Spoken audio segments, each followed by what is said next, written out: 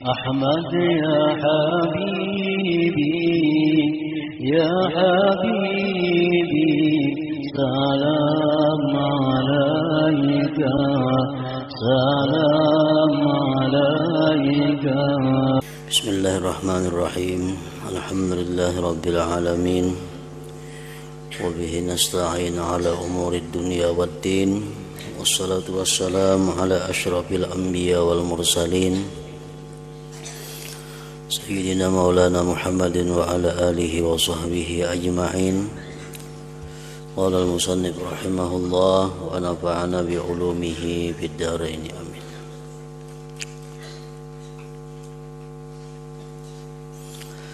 Wahai Mu'adz, sesungguhnya Allah Subhanahu wa ta'ala telah menjadikan 7 orang malaikat sebelum ia menciptakan langit dan bumi. Rasulullah sallallahu alaihi wasallam bersabda kepada salah seorang sahabat beliau yang bernama Mu'adz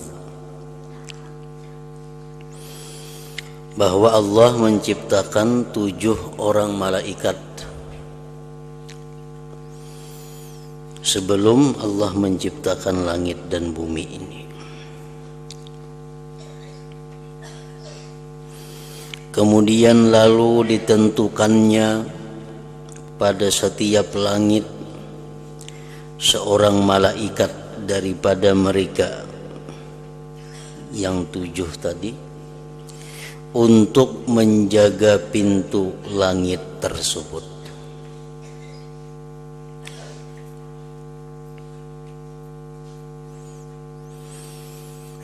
Lalu naiklah malaikat hafazah membawa amal seseorang hamba yang dilakukannya mulai daripada pagi sampai ke petang. Dalam 24 jam ini ada 2 rombongan, 2 kelompok malaikat yang turun naik untuk menjaga atau memantau, mengawasi amal ibadah yang kita lakukan. Di waktu subuh sampai waktu asar, malaikat itu berganti naik dan ada lagi yang turun.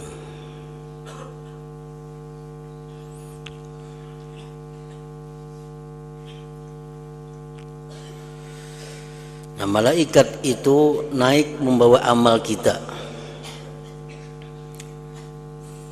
yang dilakukannya mulai daripada pagi subuh sampai ke petang asar.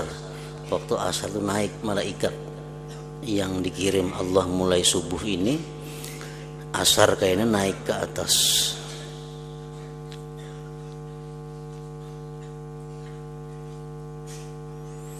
Amalan tersebut mempunyai nur, cahaya bagaikan cahaya matahari.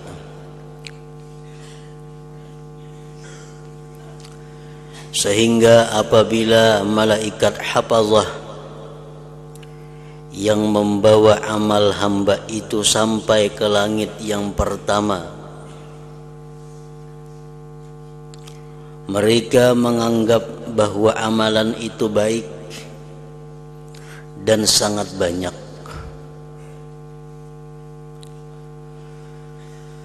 Lalu berkata malaikat penjaga langit pertama itu bagi malaikat hafazah yang membawa amal ibadah kita itu, ujar malaikat yang menjaga pintu langit pertama, pukulkan ulihmu dengan amal ini akan muka orang yang mengerjakannya. Artinya amal ini kada ku terima kada ku izinkan naik melewati aku di langit pertama ini. Bulikakan amal ibadahnya, pukulakan ke wajah orangnya.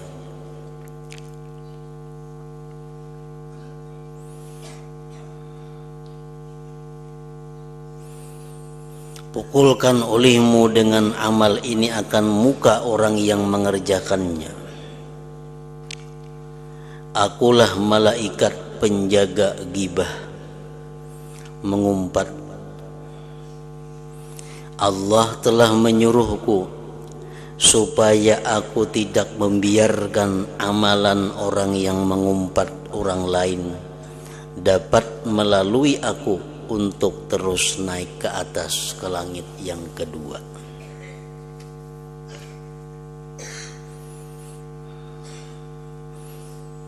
Nah, jadi apabila mulai subuh ini sampai di waktu asar kita ada menggibah orang lain, maka amal ibadah yang kita lakukan antara subuh sampai asar itu kada akan bisa naik melewati langit pertama dan dikembalikan kepada kita.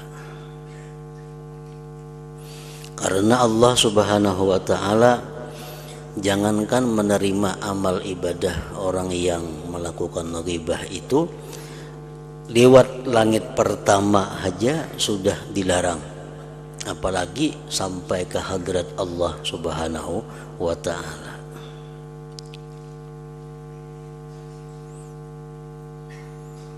Nah, jadi artinya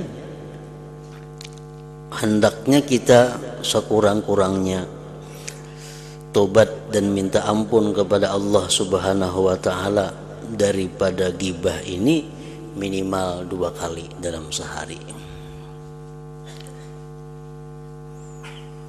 Habis asar kita minta ampun kepada Allah. Kalau ada mulai subuh tadi sampai asar ini ada mulutku, ada lisanku, atau ada kata-kataku yang mengumpat atau menggunjing orang lain. Nah, kayaknya waktu subuh pun kita minta ampun juga kepada Allah, bertobat kepada Allah.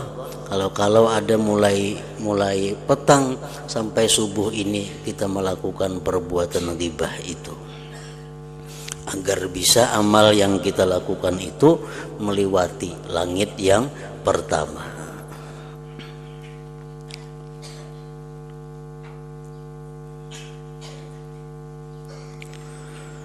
Kemudian datang pula malaikat hafazah membawa amalan seseorang hamba.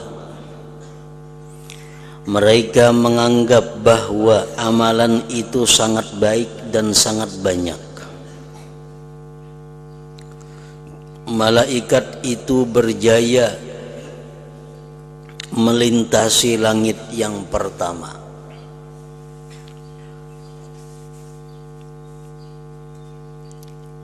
Karena orang yang mengerjakan amalan tersebut tidak terlibat dengan dosa mengumpat orang. Karena orangnya ini kadang ada mengumpat orang, atau ada mengumpat orang cuma ingin sudah tobat, sehingga amal ibadahnya bisa lulus naik melewati langit pertama, sehingga mereka sampai ke langit yang kedua.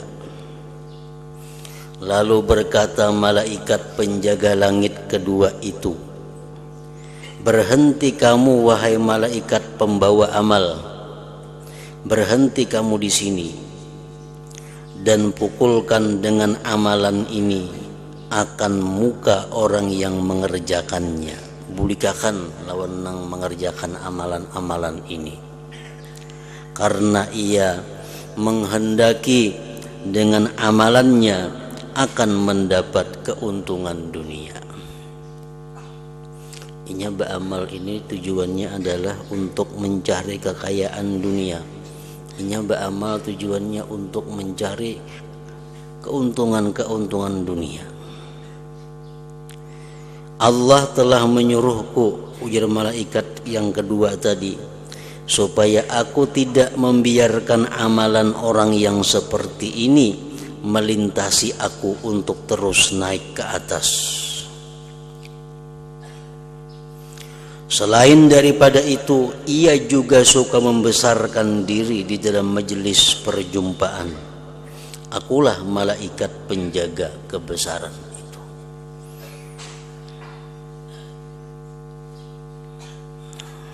Orang yang beribadah menghendaki keduniaan dengan ibadahnya, dan orang tersebut merasa bahwa dirinya yang paling baik di dalam suatu perkumpulan, maka ibadahnya itu hanya bisa bertahan di langit yang kedua.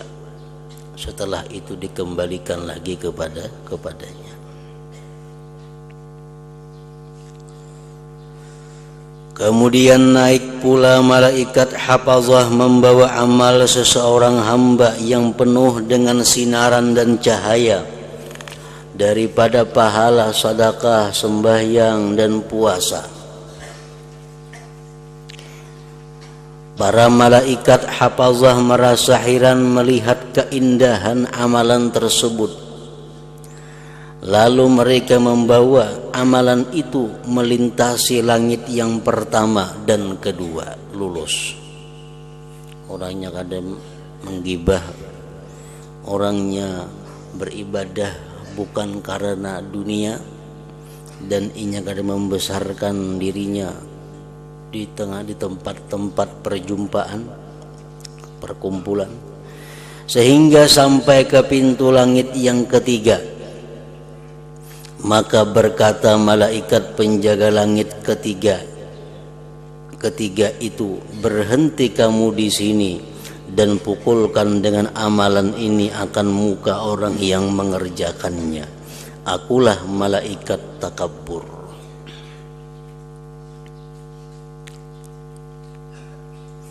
Takabbur itu adalah tardul haq wa ghamsun nas. Takabbur itu artinya adalah menolak kebenaran dan menghinakan manusia. Itu takabbur. Merupakan buah daripada kibir.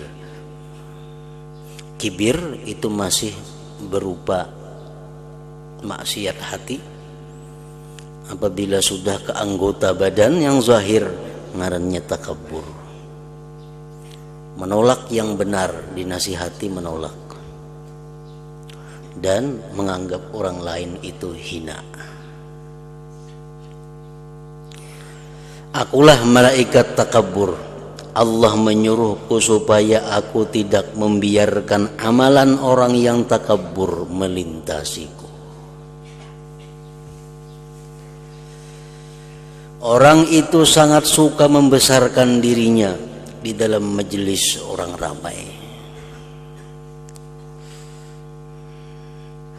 Nah, ini pun amalan orang tersebut hanya bertahan bisa di langit yang ketiga.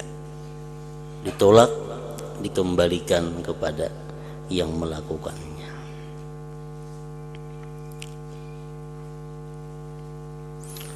Kemudian naik pula malaikat hafazah membawa amal seseorang hamba. Amalan itu bersinar-sinar seperti bersinarnya bintang yang berkelip-kelip. Baginya suara tasbih, sembahyang, puasa, haji dan umrah. Sehingga malaikat hafazah itu berjaya membawa amalan tersebut sampai ke pintu langit yang keempat. Lalu berkata oleh malaikat penjaga langit yang keempat kepada malaikat hafazah, berhentilah kamu di sini dan pukulkan amalan ini akan muka orang yang mengerjakannya, belakangnya dan juga perutnya. Akulah malaikat ujub. Allah menyuruhku supaya tidak membiarkan amalan orang yang ujub dapat melintasiku. Ia beramal adalah dengan dorongan perasaan ujub, terhadap dirinya. Ujub artinya adalah melihat kehebatan diri, melihat keindahan diri, melihat kealiman diri, melihat kepintaran diri, melihat kekuatan diri, melihat sifat-sifat sempurna ada pada diri, tanpa mengingat bahwa itu adalah merupakan anugerah daripada Allah Subhanahu wa ta'ala. Itu ujub. Orang misal mulai isya beribadah sepanjang malam sampai subuh beribadah. Nah, tuntung beribadah lalunya merasa bahwa dirinya ini luar biasa, mampu beribadah semalaman suntuk tanpa ada lelah, tanpa ada mengantuk, tanpa ada gangguan. Ia bangga dengan dirinya. Nah, itu ujub. Itu menyebabkan amal ibadah kita ditolak oleh Allah Subhanahu wa ta'ala.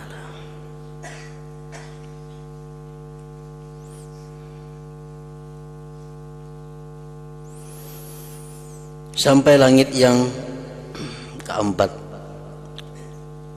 ujub menyebabkan ibadah kita ditolak Allah.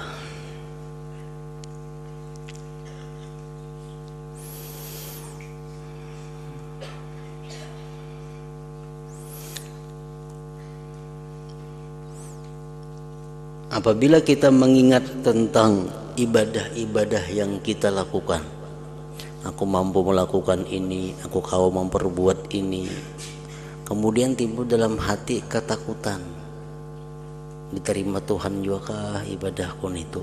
Nah, itu sudah hilang ujubnya. Itu sudah menghilangkan sifat ujub. Kita ingat bahwa kita bisa melakukan ini, bisa melakukan puasa, bisa melakukan bangun semalamanan, bisa melakukan baca Quran sehatan sehari umpamanya. Kita ingat bahwa kita pernah melakukan kebaikan-kebaikan, lalu kita sadar mudahan diterima Allah semua itu. Nah, itu menghilangkan ujub.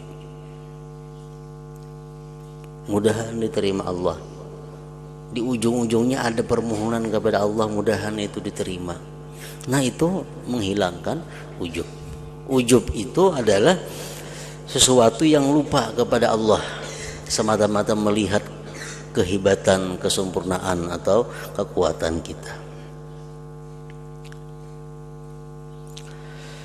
Kemudian naik pula malaikat hafazah membawa amal seseorang hamba, sehingga mereka berjaya membawanya sampai ke pintu langit yang kelima, seolah-olah amalan itu pengantin yang dihantar, disambut ke rumah suaminya. Maksudnya amalannya itu berseri-seri.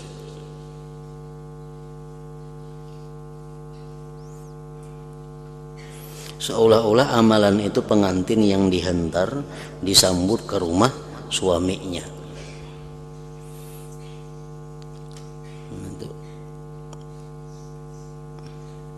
Orang-orang dahulu, terutama di negeri Arab situ, perbedaan adat lawan kita. Ada kita di sini biasa kawin itu nikah, laki-lakinya diatar kawadah bibiniannya. Nah, mbah itu dimalamakan di rumah biniannya. Tuh kita di sini. Kalau orang dahulu ada macam itu. Si laki-laki ini datang ke rumah lakiannya nikah. Nah, imbah nikah, lakiannya bulik ke rumahnya.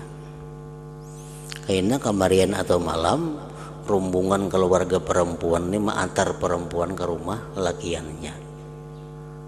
Biniannya nangguring di rumah lalakiannya, bukan lalakiannya nangguring di rumah mintuha, ada. Nah, makanya di sini tadi seolah-olah amalan itu pengantin yang dihantar disambut ke rumah suaminya. Kayaknya di rumah lakinya orang beramian, berpesta, bermakanan macam-macam tuh karena kedatangan tamu pengantin perempuan itu. Lalu berkata malaikat penjaga langit yang kelima, berhentilah dan pukulkan dengan amal ini akan muka orang yang mengerjakannya. Amal ini kutolak, ya malaikat langit yang kelima, kada boleh lewat di pintu sini. Dan campakkanlah ia di atas tengkuknya. Akulah malaikat hasad. Ia orang yang beramal ini sangat hasud kepada orang yang belajar ilmu dan beramal seperti amalannya. Ia hasud akan orang lain yang melakukan sebarang kelebihan di dalam berbuat ibadah, dan ia juga mencela mereka. Allah menyuruhku supaya aku tidak membiarkan amalan orang yang hasud ini melintasiku.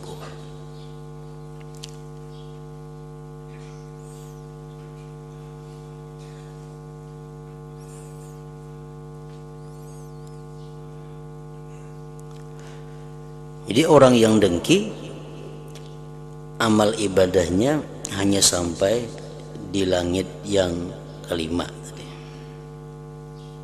Kada bisa masuk ke atas, naik menuju langit yang keenam, ditolak, dikembalikan. Kemudian naik pula malaikat hafazah membawa amalan seseorang hamba. Baginya cahaya seperti cahaya bulan purnama daripada sembahyang ada di situ amalannya, zakatnya ada, hajinya ada, umrahnya, jihad dan puasa. Malaikat hafazah berjaya membawa amalannya sehingga sampai ke langit yang keenam. Lalu berkata malaikat penjaga langit tersebut, berhentilah kamu dan pukulkan amal ini akan muka orang yang mengerjakannya, karena ia tidak balas kasihan kepada hamba-hamba Allah yang terkena bala dan kesusahan. Bahkan ia merasa gembira dengan demikian. Akulah malaikat rahmah. Allah menyuruhku supaya aku tidak membiarkan amalan orang yang seperti ini dapat melintasiku. Orang yang beribadah ini orangnya kada punya sifat sayang kepada kaum muslimin dan muslimat.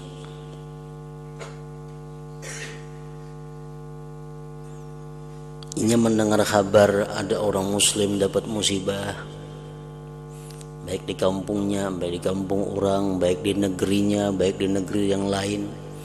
Ada mendengar kaum muslimin dapat musibah, kada apa-apa dalam hatinya, kada ada simpati, kada ada kasihan, kada ada, apalagi mendoakan, apalagi membantu lawan yang lainnya, kada ada. Jero ada gempa bumi di daerah orang Islam sana, banyak orang Islam matian. Oh kayak itu aja biasa ya, kada ada apa-apa. Kada ada prihatin, kada ada apa-apa, kada ada rasa kasih sayang kepada sama hamba Allah. Nah orang tersebut amal ibadahnya kada bisa naik sampai ke hadirat Allah. Apalagi suka ada orang Islam dapat bala, apalagi gembira ada orang Islam dapat musibah. Nah makinnya lagi itu. Kemudian naik pula malaikat hafazah membawa amalan seseorang hamba. Amalan itu ialah sembahyang, puasa, nafkah, jihad dan wara.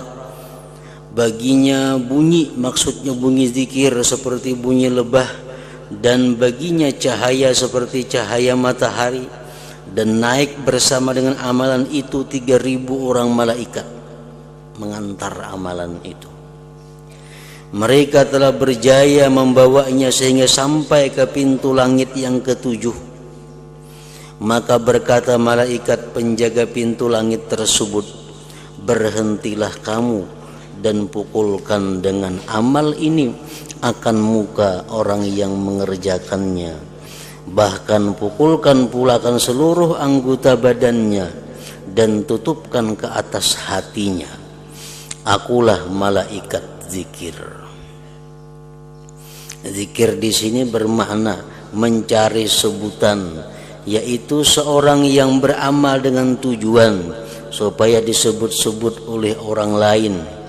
Aku akan menghalang amalan orang yang riya dari sampai kepada Tuhanku.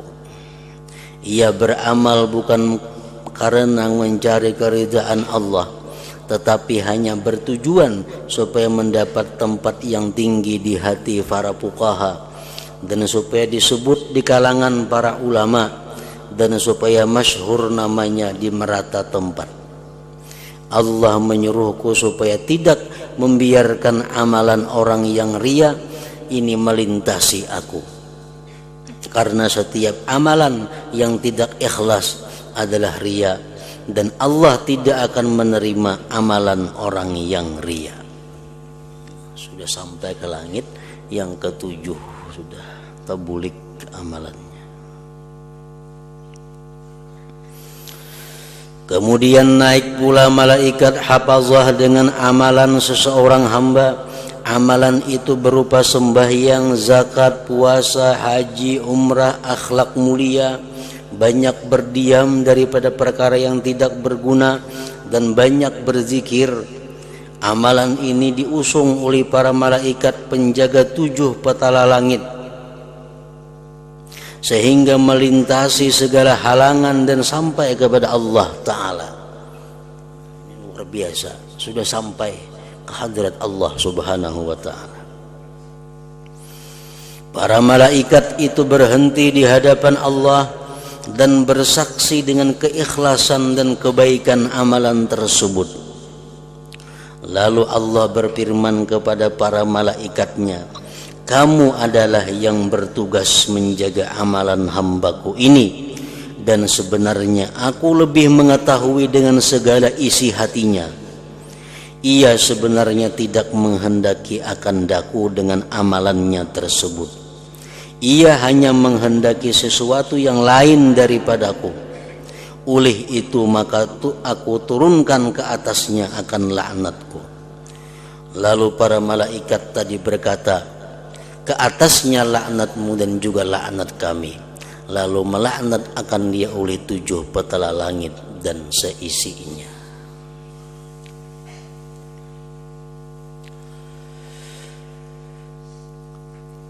Nah, jadi artinya hadis Rasulullah Sallallahu Alaihi Wasallam ini hadis yang sangat masyhur dan dibuat oleh Imam Ghazali dalam beberapa kitab beliau. Di sini Bidayatul Hidayah ada, dalam kitab Minhajul Abidin ada dibuat sidin lagi hadis ini, di dalam kitab Ihya Ulumuddin ada juga hadis ini. Ini menunjukkan bahwa ada beberapa dosa-dosa, ada beberapa maksiat-maksiat yang menyebabkan amal ibadah kita ditolak oleh Allah Subhanahu wa Ta'ala. Padahal sebenarnya lebih daripada ini. Namun ini merupakan sesuatu yang penting, sesuatu yang umum berlaku di kalangan manusia. Pada intinya adalah setiap sesuatu perbuatan kita yang menggugurkan kita daripada takwa kepada Allah itu berpotensi amalan kita ditolak. Walaupun maksiatnya selain daripada yang 7 macam tadi.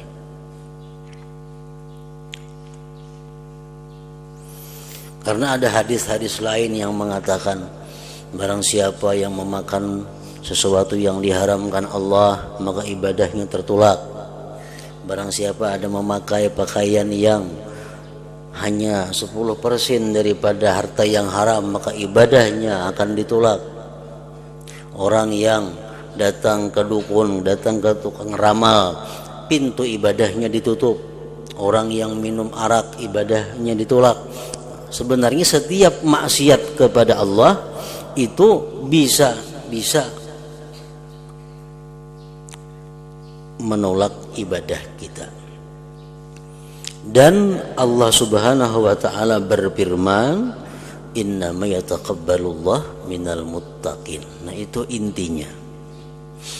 Innama yataqabbalullah minal muttaqin, hanya saja Allah Subhanahu wa taala itu innama di dalam kalimat, di dalam ilmu nahwu innama adalah hasar ya. Innamal a'malu binniyat, hanya saja amal dengan niat. Berarti memang kada berniat kada beramal ngarannya. Hanya saja. Nah, dalam Al-Qur'an innama yataqabbalullah minal muttaqin.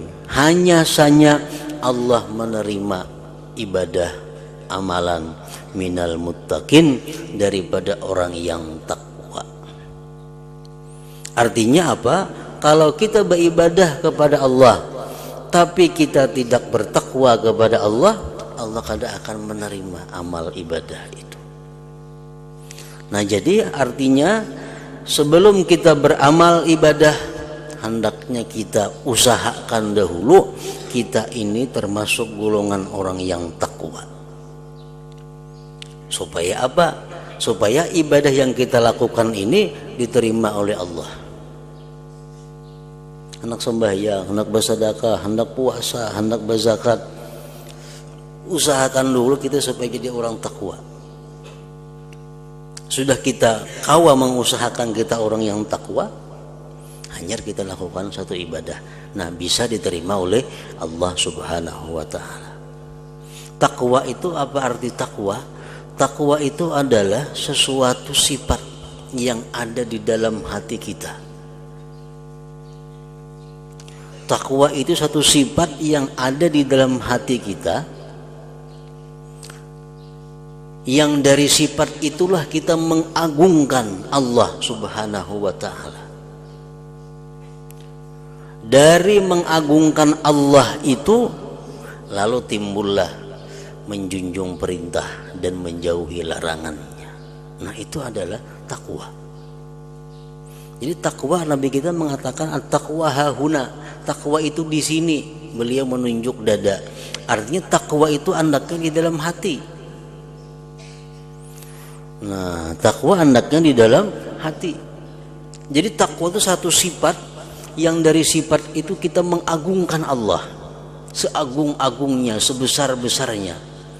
Lalu karena kita mengagungkan Allah seagung-agungnya, sebesar-besarnya, lalu kita junjung segala perintah dan kita jauhi segala larangan Allah. Bila sudah kita mampu demikian, kita jadi orang yang takwa. Kalau kita jadi orang yang takwa, segala amal ibadah yang kita lakukan akan diterima oleh Allah Subhanahu wa ta'ala, sekecil apapun ibadah kita itu.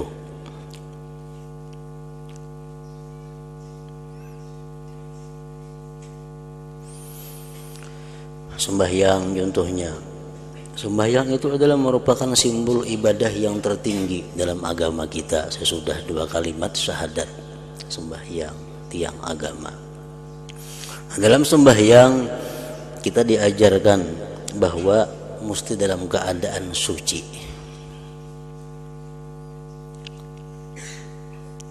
Yaitu dengan berwudu. Apakah suci daripada najis yang dimaksud?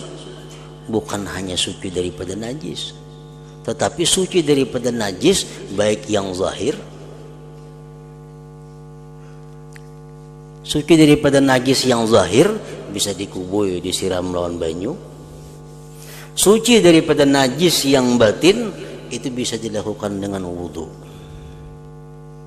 Nah, wudu itu sebenarnya adalah pensucian najis yang batin. Di situ kita disuruh membasuh 2 telapak tangan dengan harapan bahwa dosa-dosa yang dilakukan oleh tangan ini dihapuskan oleh Allah. Kita disuruh baku kumur, dengan baku kumur itu kita harapkan dosa-dosa di mulut kita, menggibah, berdusta, memfitnah, mengada-ada, dihapuskan, digugurkan oleh Allah. Masukkan banyu ke dalam hidung agar dosa-dosa yang lewat hidung dihapuskan, diampuni oleh Allah. Kita membasuh seluruh muka kita dengan harapan bahwa seluruh dosa yang ada di muka kita, mata dan sebagainya dihapuskan oleh Allah. Kita membasuh tangan, menyapu kepala, telinga, batis, sebagainya. Harapan apa? agar dosa-dosa yang dilakukan itu bisa terhapuskan. Dan doa wudu pun demikian. Asyhadu an la ilaha illallah wa asyhadu anna Muhammadar Rasulullah. Sudah berwudu, kita disuruh mengucap 2 kalimat syahadat untuk memastikan bahwa kita adalah orang yang Islam. Lalu doa wudu apalagi? Allahumma ja'alni minat tawwabin wa ja'alni minal mutatahhirin. Ya Allah, jadikanlah aku orang yang Engkau terima tobatnya, dan jadikanlah aku orang yang suci daripada segala najis, kotoran zahir dan batin. Nah, berwudu. Selesai kita berwudu, hanya sembahyang. Jadi kita sembahyang dalam keadaan sudah suci zahir dan batin, dalam keadaan takwa. Sembahyang diterima Allah sembahyangnya. Makanya disunatkan kita berwudu setiap kali hendak sembahyang walaupun kada batal wudu. Sunat tajdidul wudu, memperbaharui wudu walaupun kada batal. Kenapa? Karena fungsi wudu itu bukan hanya batal kada batal, tetapi fungsi wudu itu intinya adalah mensucikan diri kita daripada dosa-dosa yang kita lakukan. Nah, jadi saya sudah wudu, disunatakan apa? Sembahyang kita, supaya jangan lawas antara wudu lawan sembahyang. Walaupun jauh lagi sembahyang zuhur, wudu, sunat wudu, supaya sunat wudu ini kita laksanakan dalam keadaan suci daripada perbuatan dosa. Nah, 2 rakaat itu pun sunat wudu 2 rakaat. Kalau kita laksanakan diterima oleh Allah, itu sangat besar artinya, sangat ganal nilainya. Walaupun hanya 2 rakaat, walaupun sebuting zikir la ilaha illallah diterima oleh Allah, itu saking besar artinya, lebih besar daripada dunia dan isinya ini nilainya. Kita berzikir la ilaha illallah sekali aja berzikir. Kalau itu diterima oleh Allah zikir kita nang sekali itu, dunia dan isinya kali cukup membayar ganjarannya, membayar nilainya. Nah, jadi hadis Nabi ini hanya menyatakan tadi ada 7 macam jenis dosa yang menyebabkan amal ibadah kita ditolak oleh Allah Subhanahu wa taala, tetapi pada intinya adalah seluruh dosa-dosa yang kita lakukan, baik yang 7 tadi atau yang lainnya, itu berpotensi ibadah kita tertolak atau ditolak di sisi Allah Subhanahu wa taala. Kita jadikan diri kita orang yang suci, kita jadikan diri kita orang yang bersih, orang yang takwa kepada Allah. Nah, hanya melakukan satu ibadah, maka ibadah kita akan diterima. Innama yataqabbalullah minal muttaqin. Nah, situ mendengar sabdanya Rasulullah sallallahu alaihi wasallam ini, lalu Muadz menangis seraya berkata,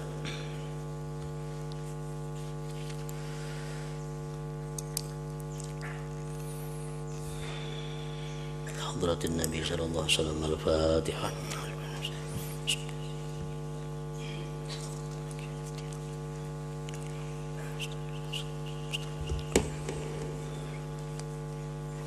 Bismillahirrahmanirrahim. Alhamdulillah rabbil alamin. Allahumma shalli wa sallim wa barik ala sayyidina maulana Muhammad wa ala alihi wa sahbihi ajma'in. Allahumma ighfir lana ma akhta'na wa ma ta'ammadna wa ma asrafna wa ma a'lanna wa ma asrafna wa ma anta a'lam bihi minna.